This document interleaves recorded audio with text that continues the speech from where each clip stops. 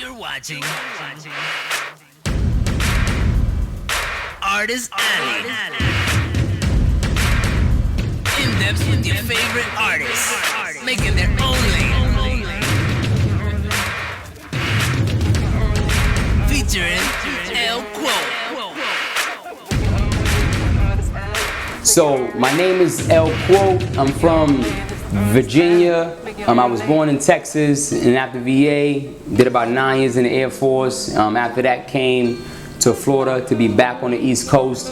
Most of my military career was actually on the west side, in Colorado and New Mexico. Did some time overseas as well. I've been doing music for a very, very long time. I got introduced to music probably through Biggie Smalls and Tupac. Biggie's one of my favorite rappers.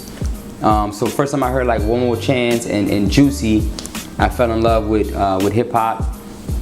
I was a big battle rapper in high school for those few years, very well known as well. After high school, I became a solo rap artist. I have a few albums out, a few mixtapes. My catalog is pretty long as well. Just recently I dropped an album called Seven, about the 7 deadly sins, produced by Mass Move Music and Esoteric Intellect Minds. It just dropped October 26th. I've been getting a lot of great reviews about it as well. The single off the album is called Enrapture, which is actually featuring Sheena Simone. So look forward to that.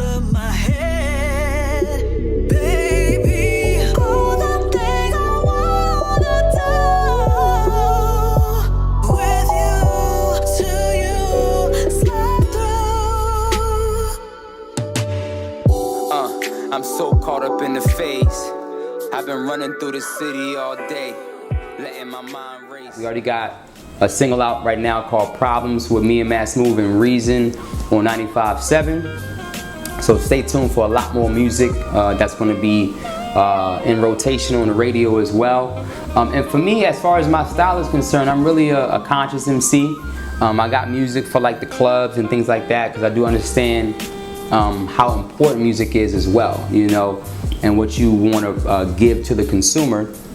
When you're having a long day or a long week, you want to go out and just kind of vibe out, enjoy yourself, I'm a very motivational artist, so I love to inspire people through my music as well.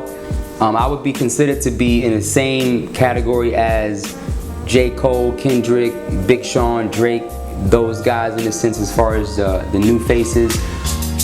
Cause I'm about to live my life like it is tonight. As I make a toast, let us reminisce to those never forgotten, you truly missed. Celebrating love with them real thugs. No fake shit, give a nigga a real hug. My hood to Hollywood.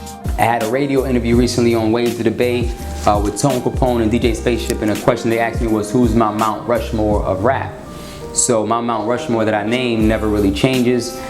Jay-Z, Nas, Biggie, and Pac. I feel like without those guys, a lot of us wouldn't be here. You know what I'm saying? So big up to those OGs of the game. But for me, I'm always bringing great content. I'm very consistent as well. I have a very, very unique sound alongside my story as well. So definitely go check me out.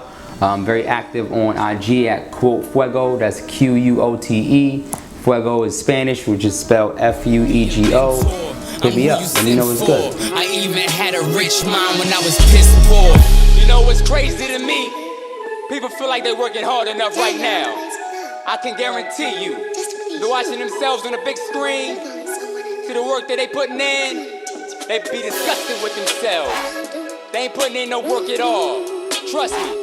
On days I felt like I worked my hardest, and I take a step back, I realize I still ain't working my hardest. Yeah, one of my biggest pet peeves is laziness. I can't be around anybody that's lazy. I'm infatuated with not only focusing on being successful, but just working hard. The work ethic is everything to me. I've always been like that since day one up until now. To the day I die, so now it's different if you have certain disabilities that put you at a disadvantage to work hard, but I know a lot of people who are disabled that work harder than those who are not, you know what I'm saying? So it's really no excuse based on, what you can involve yourself into. So a lazy motherfucker cannot be around me, can't chill with me, gets zero respect from me as well.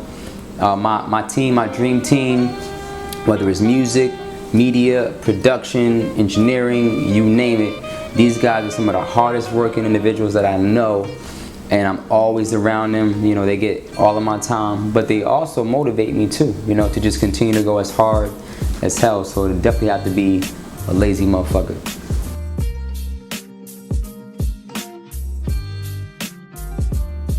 What makes you happy? If you're doing something right now that gives you fulfillment, you're successful.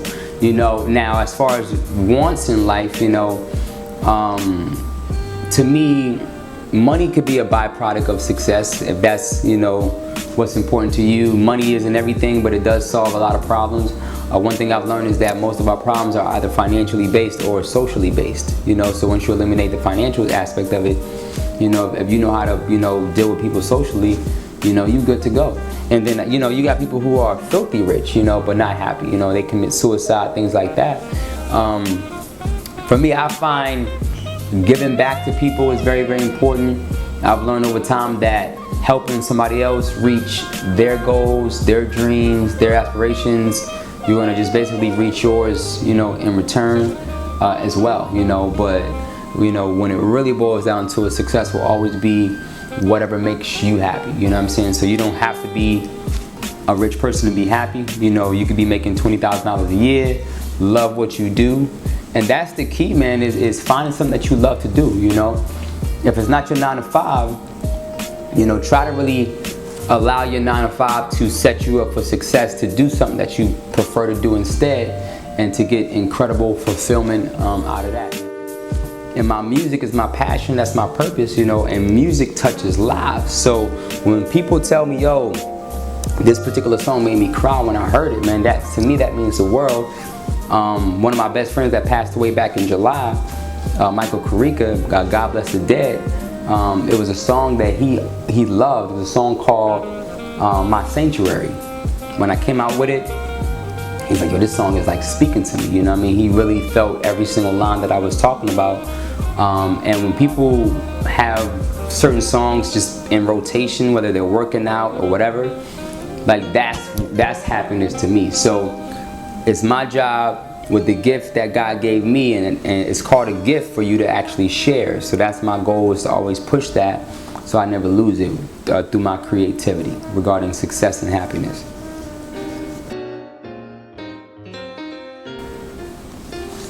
One of the hardest things I've ever had to do was when I was stationed in Germany. I got a DWI back to back, like one in 1 year and the second one in another year.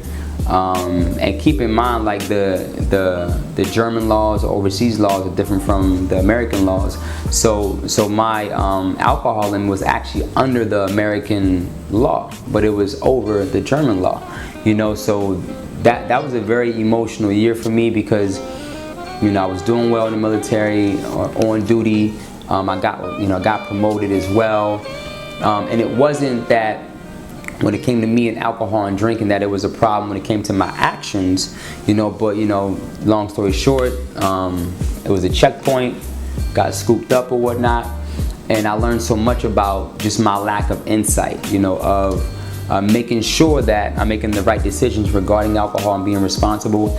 And that year was very emotional for me because I had to really tap into my mental toughness, keep my attitude there, stay optimistic as well, and I was able to get through that. And I came back to the States to finish up my career, and I bounced back by being resilient, and that situation taught me so much, and I still use those same moments today in my life that really helped me continue to progress, where whenever I'm down and out, I've learned that your attitude and your mindset is literally everything. You know, you may not be able to control certain things, but one of the main things you can control is your attitude. So always make sure you keep that in a really, really good place no matter what you're going through. For me, just my longevity in my music is what I'm really, really proud of. And I would also say alongside my relationship with my family. At one point I had a falling out with my sis. At one point, you know, my little brother, you know, I had to kind of show him tough love. He was in and out of jail a lot of the times. And just, you know, sometimes being tough on him, and to the point where I could kind of sense him feeling like he disappointed me, so to speak. You know, I'm one of those guys that was like his last hope, you know. So I got to a point where it's like, you know what, whatever he needs from me, I'm gonna be there for him. Whenever he calls me, if I'm available, I'm gonna pick up that phone call and drop that money for him, and just continue to just be a vessel for him, to be a lighthouse for him. And so that was big, and it really brought me and him closer as well. Now he's officially out, and he's focusing on music. And then like even my falling out with my sis years back, her and I are like closer and tighter than ever as well. And just to see like me, my brothers, even me being an uncle, and my nieces and my nephew, and even my close friends that are like family to me. Family is everything, you know. It kind of reminds me of what Frank Lucas said in American Gangster about, you know, loyalty and family and things like that. So those values always are like extremely important. So that's one thing that I'm most proud of, alongside my musical career and the success I've gotten. And not only that, man, but the support, you know. Without the support of my career, I wouldn't be here right now. So I'm definitely most proud of those things for sure. Anything you want to touch on or speak about? I just want to say, you know, thanks to all the fans out there for holding me down since day one. It's been a long time coming.